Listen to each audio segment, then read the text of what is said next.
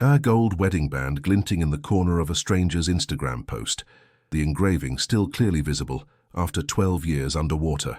Forever yours, Margaret. The ring belonged to Professor Daniel Harrison, declared dead in 2012 after his sailing boat was found capsized off the coast of Porto Alegre, Brazil. The body was never recovered. The Instagram photo was posted on June 15, 2024, by a local jewelry collector in Natal, Brazil, over 1,200 miles from where Daniel disappeared. The collector claimed he purchased the ring from an elderly fisherman who found it tangled in his nets. Margaret Harrison, scrolling through vintage jewelry hashtags, recognized it instantly, the custom engraving she had specially designed for their 10th anniversary. Daniel Harrison was 42 years old when he vanished, a respected marine biology professor at the Federal University of Rio Grande do Sul. His disappearance occurred during what was supposed to be a 3-day solo research expedition. The Coast Guard discovered his capsized vessel after he failed to return, with his research equipment still on board, but no sign of Daniel. Every morning, Daniel would wake at 5 a.m. to swim in the ocean before classes. He collected seashells that lined their bedroom windowsill, categorized by shape and color. The night before he disappeared, he kissed Margaret goodbye and promised to bring back a rare blue nautilus shell he believed was migrating to the area. "Just one more expedition," he had said, "and then I'll take that sabbatical we've been talking about." Their tickets to visit his parents in Edinburgh were already purchased for the following month. The initial investigation concluded it was a tragic accident. Daniel's boat showed signs of being caught in a sudden storm. His life vest was missing, suggesting he had been wearing it when he went overboard. Experts testified that even with a life vest, survival would have been unlikely given the water temperature and rough conditions that night. After 6 months of searching, the case was closed, and Daniel was legally declared dead. But something about the ring discovery didn't make sense. The Instagram post showed the ring in remarkably good condition for something supposedly submerged in salt water for 12 years. The engraving was clear, the gold barely tarnished. How could a ring survive the ocean's corrosive environment and appear almost new? And why would it turn up so far from the accident site? The first breakthrough came when Margaret contacted the jewelry collector, who reluctantly revealed more details about the fisherman who sold him the ring. The elderly man had initially claimed the ring came from his late wife, but later admitted he bought it from a street vendor in a small coastal town called São Miguel do Gostoso. The vendor, according to the fisherman, was a foreigner with an unusual accent who sold handcrafted items from a small kiosk. Could this mysterious vendor somehow be connected to Daniel? Police reopened the investigation, now treating Daniel's disappearance as a potential missing persons case. They retrieved Daniel's financial records from the months before his disappearance. His bank statements showed a series of small withdrawals totaling nearly $50,000, approximately $10,000 USD, in the 3 months leading up to his final expedition. Margaret claimed she knew nothing about these withdrawals. What was Daniel preparing for, and why did he keep it secret from his wife? The investigation took an unexpected turn when forensic analysis of Daniel's recovered laptop revealed deleted searches for changing identity in South America and living off the grid in Brazil.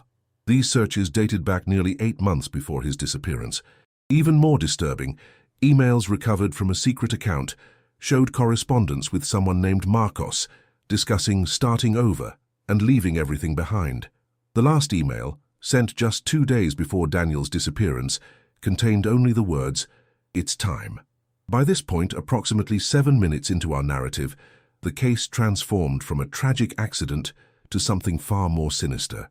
Was Daniel Harrison planning his own disappearance? Did he fake his death to escape his life? If so, what was he running from? And most importantly, was he still alive? The police began tracing the movements of the jewelry vendor in São Miguel do Gostoso. Locals remembered him, a middle-aged man who spoke Portuguese with a strange accent, possibly European. He had set up shop about 3 years ago and would disappear for months at a time, claiming to be sourcing materials. His description didn't match Daniel's exactly. This man had a full beard, was thinner, and spoke with a different accent according to witnesses, but investigators couldn't rule out that a person could significantly alter their appearance over time. Margaret was devastated by these revelations. "I knew my husband," she insisted during police interviews. "We were happy. He wouldn't abandon me. abandon our life together. But as investigators dug deeper, cracks in their seemingly perfect marriage began to surface. Friends reported that Daniel had become increasingly withdrawn in the year before his disappearance.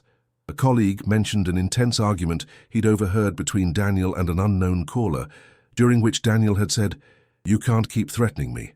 I've paid enough." Cell phone records showed that Daniel had a second phone, unknown to Margaret, which he used regularly in the months before his disappearance.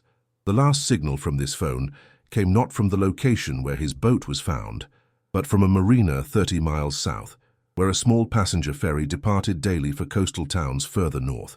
Had Daniel staged the capsizing of his research vessel before slipping away on another boat? Drone footage of the accident site revealed something the original investigation had missed. About 400 yards from where Daniel's boat was found, there was a small cove accessible only from the water, sheltered from view by tall cliffs. Local fishermen confirmed that the cove was sometimes used to hide boats during storms or to conduct transactions away from prying eyes. Could Daniel have rendezvoused with someone there before abandoning his boat? The investigation led police to review security footage from coastal towns north of Porto Alegre. In footage from a bus terminal in Florianopolis, dated the day after Daniel's disappearance, they identified a man resembling Daniel, though with shorter hair and glasses he didn't normally wear, boarding a northbound bus. The timestamp showed 3:42 a.m., hours before his boat was reported missing. Daniel's university office was searched again, more thoroughly this time.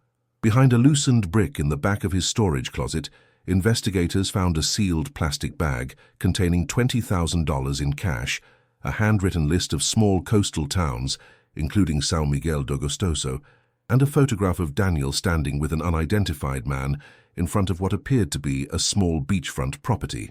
The photo was undated, but Daniel's appearance suggested it was taken recently before his disappearance. Who was this mystery man, and what was their connection? The unidentified man was eventually identified as Marcus Oliveira, a former graduate student who had briefly studied under Daniel 5 years before the disappearance. University records showed Marcus had been dismissed from the program following allegations of research fraud. Daniel had been on the disciplinary committee that expelled him. Why would Daniel be photographed smiling alongside a student whose career he had helped destroy? Investigators tracked down Marcus Oliveira, now working as a diving instructor in Fernando de Noronha. His initial reaction to being questioned about Daniel was revealing, nervous laughter followed by a categorical denial of having seen Daniel since his expulsion. However, when shown the photograph found in Daniel's office, Marcus's demeanor changed completely. After intense questioning, Marcus admitted that Daniel had contacted him about a year before his disappearance, offering a strange proposition. According to Marcus, Daniel claimed to have discovered something during his research that could be extremely valuable, but also dangerous. He needed someone with Marcus's diving skills and someone he could trust with a secret. Despite their past conflict, Daniel believed Marcus would be motivated by the potential financial reward. Marcus claimed that Daniel never revealed exactly what he had discovered, only that it involved an unprecedented finding near an offshore reef system. Daniel had promised Marcus a share of the profits if he helped recover and sell the discovery. Marcus insisted their plan had nothing to do with Daniel's disappearance. The last time they spoke was 2 weeks before Daniel vanished, when Daniel abruptly called off their arrangement, sounding agitated and saying, "They know. We have to stop." Marcus assumed they referred to university authorities who might have discovered their unethical collaboration. When questioned about his whereabouts on the day of Daniel's disappearance, Marcus produced flight records showing he was in São Paulo, hundreds of miles away. Meanwhile, analysis of the ring found by the jewelry collector yielded surprising results. While the engraving matched Margaret's description perfectly, metallurgical tests indicated the ring was less than 5 years old, not 12. Furthermore, microscopic examination revealed tiny imperfections in the engraving that differed from the original jeweler's work. The ring was a replica, recently made and artificially weathered. This revelation presented a disturbing new possibility. Someone wanted Margaret to think Daniel might still be alive. Was this a cruel hoax, or was someone sending a message? And if the ring was a fake, who would go to such elaborate lengths to plant it where Margaret would eventually find it? The investigation took another unexpected turn. when police discovered that Margaret had received a substantial life insurance payout after Daniel was declared dead, approximately $750,000 USD. Financial records showed that while she initially struggled with debt after his disappearance, her lifestyle had become increasingly comfortable in recent years. She had purchased a beachfront condo, traveled extensively, and made several large investments in local businesses. When confronted with these findings, Margaret became defensive, insisting that careful financial planning and some inheritance from her parents explained her improved circumstances. But a deeper look into Margaret's background revealed inconsistencies in her story. The inheritance she claimed to have received couldn't be verified. Furthermore, in the 2 years before Daniel's disappearance, she had taken out additional life insurance policies on her husband, bringing the total potential payout to over $1 million. Had Margaret orchestrated her husband's disappearance for financial gain, or worse, was she involved in his possible death? As investigators delved into Margaret's past, they uncovered a pattern of behavior that raised further questions. Before meeting Daniel, she had been briefly married to a wealthy businessman who died in a hiking accident. Though never implicated in his death, she had received a substantial inheritance. Was this a coincidence or something more sinister? The case took an even more bewildering turn when police managed to trace the origins of the Instagram post that started the new investigation. The jewelry collector's account had been created only 3 months before posting the picture of the ring. All other posts appeared to be copied from other vintage jewelry accounts. When police tried to contact the collector in person, they discovered the address provided was abandoned. The entire online persona had been fabricated. IP tracing of the account led to a cybercafe in Natal. Security footage showed a woman using one of the computers at the time the account was created. Though the footage was grainy, facial recognition software suggested an 82% match with Margaret Harrison herself. Had Margaret orchestrated this elaborate scheme to throw suspicion on someone else? But why would she risk reopening an investigation that had been closed for years? The investigation became even more complex when a marine research paper was published by an anonymous author, detailing discoveries remarkably similar to Daniel's last known project. The paper included data that only someone with access to Daniel's research could possess. When experts analyzed the writing style using AI software, they found striking similarities to Daniel's academic writing. The paper had been submitted from an IP address in Venezuela, another dead end. Drone surveys of the remote coastline between Porto Alegre and Natal identified several isolated properties that could serve as hideouts. One particular property, accessible only by boat and obscured by dense vegetation, drew special attention. Satellite imagery showed the property had been developed shortly after Daniel's disappearance. Land records traced ownership to a company registered in Panama, with layers of shell companies making the true owner nearly impossible to identify. When police finally obtained a warrant to search the remote property, they found it recently abandoned, with evidence suggesting someone had left in a hurry. Food in the refrigerator was still fresh, and a laptop had been left behind, though its hard drive had been removed.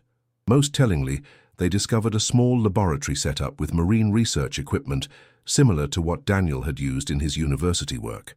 On the wall was a map with markings indicating the same reef system Daniel had been studying before he disappeared. Forensic teams collected DNA samples from hair found in the property's shower drain. The results were inconclusive. The DNA didn't match Daniel's from university records, but it shared enough markers to potentially indicate a relative. Had Daniel somehow altered his DNA records before disappearing? Was this even scientifically possible? Or was there another explanation? Approximately 16 minutes into our narrative, the investigation reaches its most shocking revelation.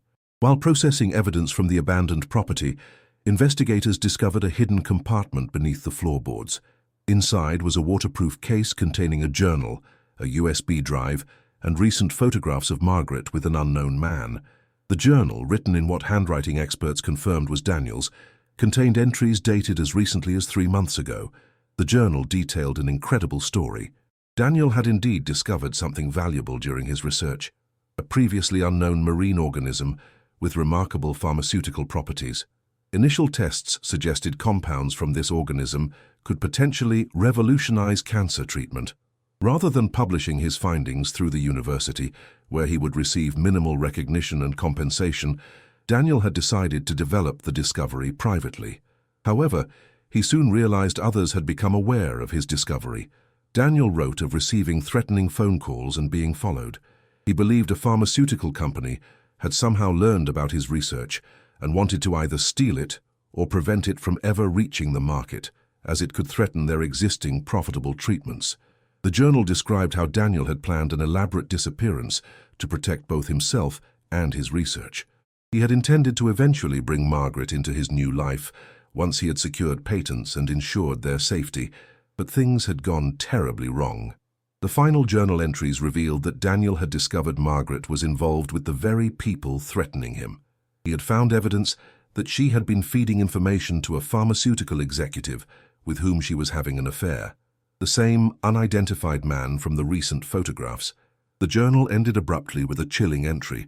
"M knows I've discovered her betrayal. Not safe here anymore. Must move tonight. If anything happens to me, this journal is my testimony."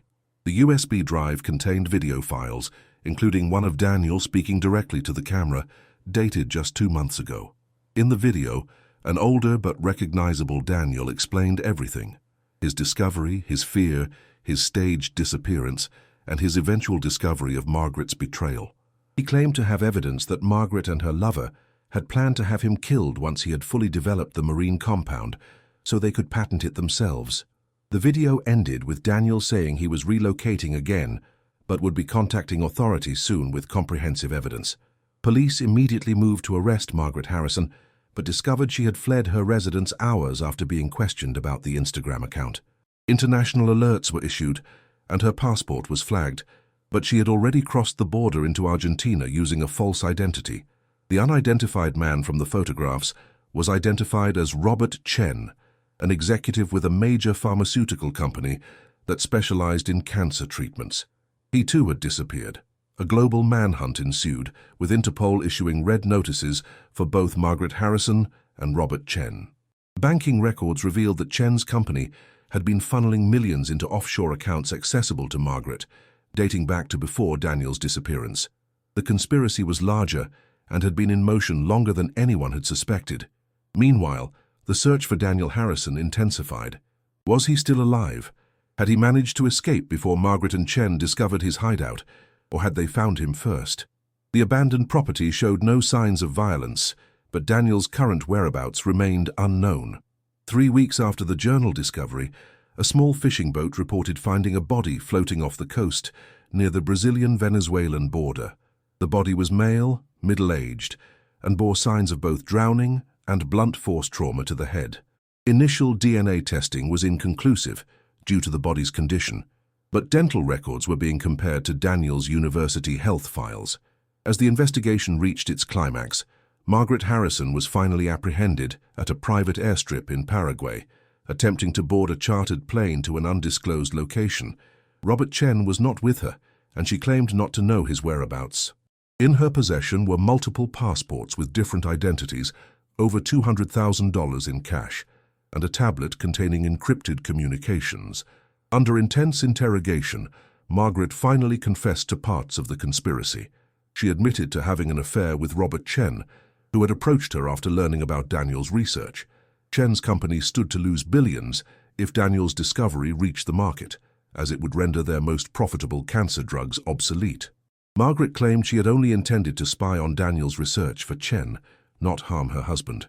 According to Margaret, the plan had been simple: monitor Daniel's progress, relay information to Chen, and delay Daniel's discovery from reaching the market until Chen's company could develop something similar or acquire Daniel's research legally. But Daniel had grown suspicious and staged his own death to escape, taking his research with him. Margaret insisted she had believed Daniel was truly dead until about 2 years ago, when Chen showed her surveillance photos of someone resembling Daniel in Venezuela. Chen had been tracking Daniel all along, waiting for him to fully develop the marine compound. Margaret claimed she had no knowledge of any plan to harm Daniel, and that the Instagram ring post had been Chen's idea, a way to flush Daniel out of hiding by making him think Margaret was looking for him. But the most shocking revelation came when forensic analysis of the body found at sea confirmed it was not Daniel Harrison, but Robert Chen himself. He had been killed by a blow to the head before entering the water. Had Daniel killed Chen in self-defense? Had Margaret eliminated her co-conspirator to protect herself? Or was there yet another player in this complex conspiracy? The final pieces of the puzzle fell into place when Brazilian federal police, acting on an anonymous tip, raided a small clinic in a remote Amazonian village. There they found Daniel Harrison, alive but seriously ill. He had been living under the name Carlos Mendez, continuing his research with the help of indigenous knowledge of local plants. Daniel confirmed much of what was in his journal, his discovery, the threats, Margaret's betrayal, but with one crucial difference. Daniel revealed that he had indeed confronted Robert Chen, but claimed Chen's death was accidental.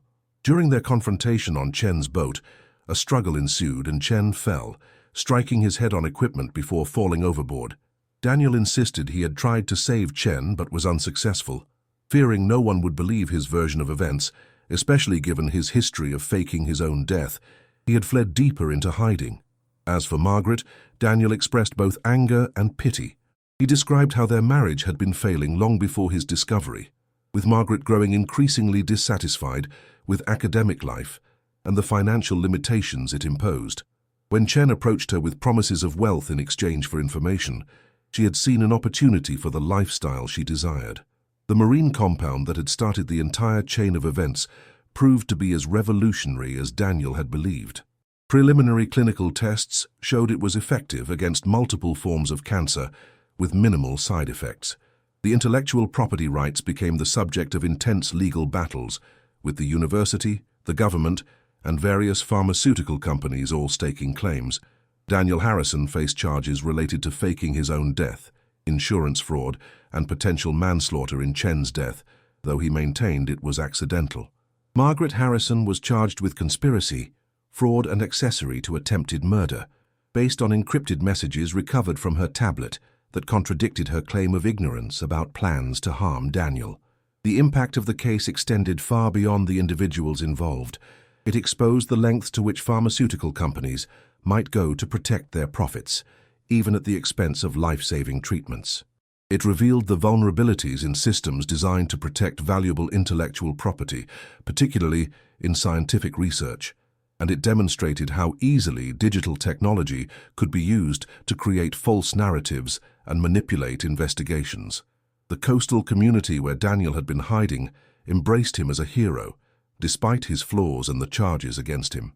The indigenous people he had worked with testified to his contributions to their healthcare and his respectful approach to their traditional knowledge. Environmental activists pointed to Daniel's work as an example of the undiscovered potential in marine ecosystems, arguing for greater protection of these increasingly threatened environments. For those who followed the case, it raised profound questions about identity, truth, and ethical boundaries. How well do we really know the people closest to us? At what point does pursuit of justice become destructive? Is it ever acceptable to circumvent established systems when those systems might be compromised by powerful interests? In the end, Daniel Harrison's story became a modern parable about the complexities of human motivation. He was neither entirely hero nor villain, but a flawed individual making difficult choices in extraordinary circumstances. Margaret, too, represented the human capacity for both deception and self-deception, for rationalization of increasingly unethical choices. The Instagram post that started it all remains in many ways the perfect symbol of the entire case, a manufactured image designed to evoke an emotional response, to suggest a narrative that was partly true and partly fabrication. Like the ring it depicted, the story appeared genuine at first glance, but revealed itself to be something quite different upon closer inspection. And what of the ring itself? The original wedding band was eventually found among Daniel's possessions at the Amazonian clinic, kept as a reminder of what he had lost and what he had sacrificed. The replica, created by Chen's people, remained in evidence storage, a manufactured artifact of a manufactured death. As the legal proceedings against both Daniel and Margaret continued, public opinion remained divided. Some saw Daniel as a victim who had taken extreme measures to protect himself and his potentially life-saving research. Others viewed him as an arrogant academic who had broken the law and ethical codes, justifying his actions through self-serving rationalization. Margaret became equally controversial. Was she a calculating conspirator who had betrayed her husband for financial gain? Or was she herself a victim, manipulated by a powerful and unscrupulous corporate executive? The truth, as in most complex human situations, likely contained elements of both. The scientific community grappled with its own questions about Daniel's choices. Many researchers sympathized with his frustration over a system that often failed to reward individual innovation adequately. Yet others pointed out that circumventing academic processes undermined the collaborative foundation of scientific progress. If every researcher hid their discoveries for personal gain, how could science advance? What remains undisputed is the potential impact of Daniel's discovery. Early clinical trials of the marine compound, now called harrisonide in recognition of its discoverer, showed promising results in treating forms of cancer that had previously been resistant to therapy. Patients who had exhausted all other options found new hope, even as the legal battles over patents and production rights continued. Perhaps the most lasting impact of the case came in the form of regulatory changes. New legislation was proposed to provide better protection for individual researchers, while ensuring that potentially life-saving discoveries couldn't be suppressed by market interests. Universities revised their intellectual property policies, seeking a more equitable balance between institutional and individual rights. For the investigators who unraveled the complex web of deception, the case represented both a triumph and a caution. Technology had made it possible to fake a death and create a new identity more convincingly than ever before. Yet that same technology, digital footprints, DNA analysis, satellite imagery, had ultimately revealed the truth. In an age of increasingly sophisticated deception, the tools of discovery had proven equal to the challenge. The small Brazilian coastal towns that had been unwitting backdrops to different parts of the drama found themselves suddenly thrust into the spotlight. Tourism increased, with visitors eager to see the locations mentioned in news reports. Some locals embraced this attention, while others resented the intrusion and sensationalism that often accompanied it. And what of the truth? Even after all the evidence was gathered, all the testimonies recorded, all the data analyzed, certain questions remained. Only Daniel and Margaret knew the full reality of their relationship and its deterioration. Only Daniel and Chen knew exactly what happened on that boat. And only Daniel himself knew whether his initial disappearance had truly been motivated by fear and self-preservation, or whether there had been elements of opportunity and escape from a life he no longer wanted.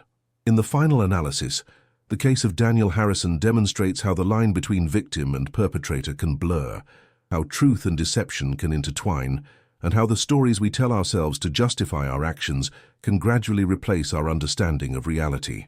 It reminds us that behind sensational headlines lie human beings making choices within the constraints of their own perceptions, fears, and desires. Today, Daniel Harrison serves a reduced sentence under a specialized program that allows him to continue his research under supervision. Margaret Harrison awaits trial, having pleaded not guilty to the most serious charges against her. The pharmaceutical company, once led by Robert Chen, has undergone major restructuring following investigations into its business practices, and somewhere in the waters off the Brazilian coast, the marine organisms that started it all continue their ancient existence, unaware of the human drama they inadvertently triggered. Their potential to heal remains a powerful reminder of how much we have yet to discover about our world and ourselves. What would you have done in Daniel's position?